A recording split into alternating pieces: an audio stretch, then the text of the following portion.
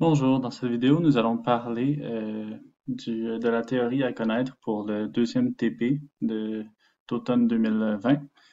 Donc, ce TP-là va porter sur la communication interprocessus, les redirections, donc par conséquent les redirections des entrées-sorties standards. Donc, première chose qu'on va avoir à manipuler dans le TP, c'est les tubes de communication. Donc, on va voir la différence entre un tube anonyme et un tube nommé. Je vous conseille fortement de faire pause sur la vidéo et d'essayer d'y penser un peu, sans tout de suite sauter à la suite, pour essayer de faire un petit brainstorm, si on veut, sur la différence entre ces deux tubes-là. Normalement, vous avez vu ça en cours. OK? Donc, un tube anonyme, ça permet la communication entre les processus de même famille seulement. Il n'est pas persistant, dans le sens qu'il ne va pas apparaître dans le système de fichiers, il ne pourra pas être ouvert par d'autres programmes comme un fichier régulier. Donc, on le crée, comme on voit ici avec l'appel system pipe, qui prend en paramètre un tableau de deux entiers. Ces entiers-là, on va voir dans la prochaine diapositive qui vont permettre d'utiliser les descripteurs de lecture et d'écriture du tube. Puis en fait, dès que tous les descripteurs de ce tube-là sont fermés, le tube est détruit automatiquement. Donc, on a besoin d'un tableau de deux entiers qu'on va passer à l'appel system pipe. Donc, l'élément à l'index 0 sera le descripteur de lecture et l'élément à l'index 1 sera le descripteur d'écriture. On utilise ensuite ces deux descripteurs pour faire des appels système réguliers qu'on peut faire sur n'importe quel fichier comme read-write pour lire et écrire dans le tube.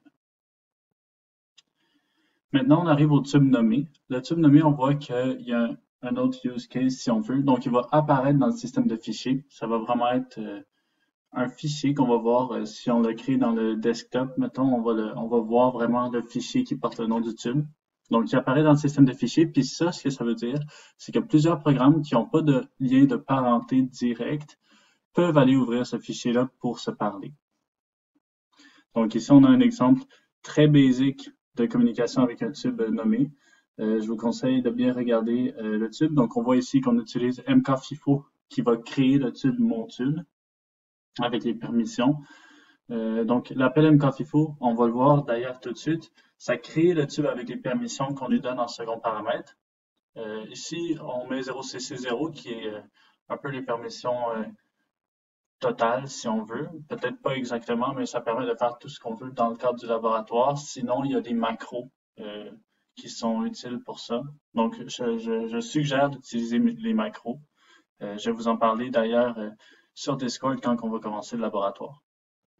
Donc, mkfifo crée le tube avec les permissions données, il ne l'ouvre pas. C'est un coup qu'on a fait le mkfifo que les processus qui veulent se communiquer vont devoir faire un open de mon tube. Donc, comme on voit juste ici. Puis, on va devoir le fermer, comme un fichier. Donc, mkfifo crée le fichier tube. Puis après ça, on le manipule vraiment comme un fichier vraiment régulier. On fait un open, on fait un write ou on fait un read. Puis on fait un close. Autre chose qu'on va voir dans le TP, c'est qu'on va possiblement voir dans le TP, sinon ça va être dans les examens de laboratoire, c'est comment est-ce qu'on peut envoyer des signaux à un processus ou à un thread. Donc, pour envoyer un signal à un processus, on utilise la fonction kill, et entre les threads, on utilise pthread-kill. Donc, vraiment, pour les détails de ces fonctions-là, je vous conseille d'aller voir les man pages. Maintenant, comment est-ce qu'on peut...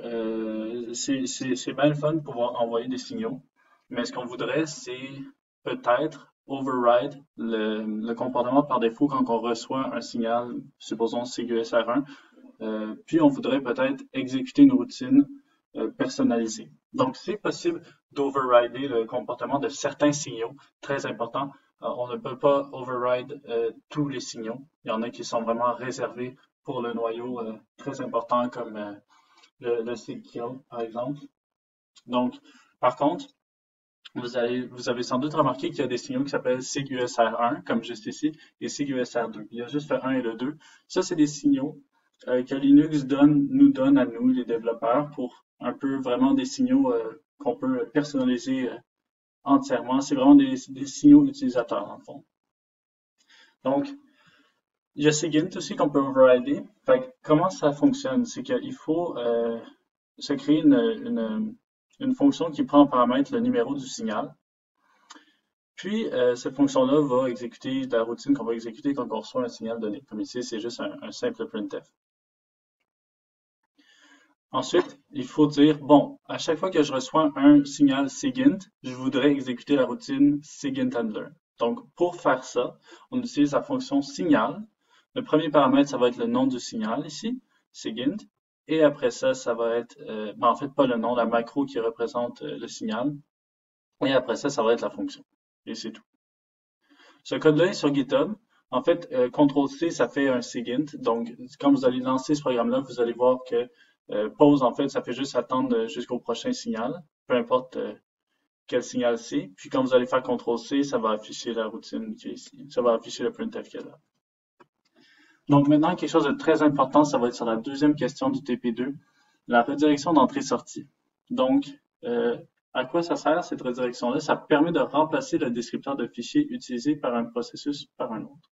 Donc, on va approcher la redirection d'entrée-sortie, du moins son utilité, avec un petit exemple très simple.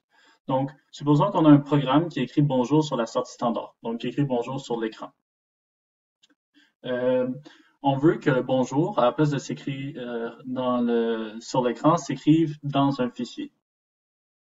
Mais on n'a pas le code source du programme, donc on ne peut pas juste aller modifier le code source puis dire, bon, je vais faire un fopen, un fprintf de bonjour, puis un fclose, puis je vais supprimer l'ancien code. Donc, on ne peut pas faire ça.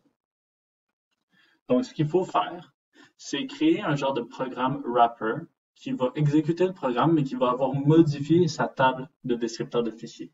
Puis ça devient vraiment intéressant. Donc, la solution officielle, c'est rediriger la sortie standard du processus exécutant le programme vers le fichier. Donc, on va dire à chaque fois que le programme pense écrire sur la sortie standard qui est l'écran, en réalité, nous, on va le modifier pour qu'il écrive dans le fichier. Puis le programme qui est déjà compilé va être aveugle par rapport à ça. Donc, on va regarder ici comment est-ce qu'on peut faire le genre de programme wrapper. Donc, on a un programme ici avec une table de descripteur de fichiers qui est vraiment basic. Donc, à l'entrée 0, on a stdin, stdout, stderr. Ce qu'on va faire, c'est qu'on va ouvrir le fichier dans lequel on veut rediriger le bonjour. Donc, ça va nous ajouter une entrée numéro 3 ici qui pointe vers le fichier. Après ça, on va créer un fils. Donc, ici, il manque juste, désolé, il manque un fork ici.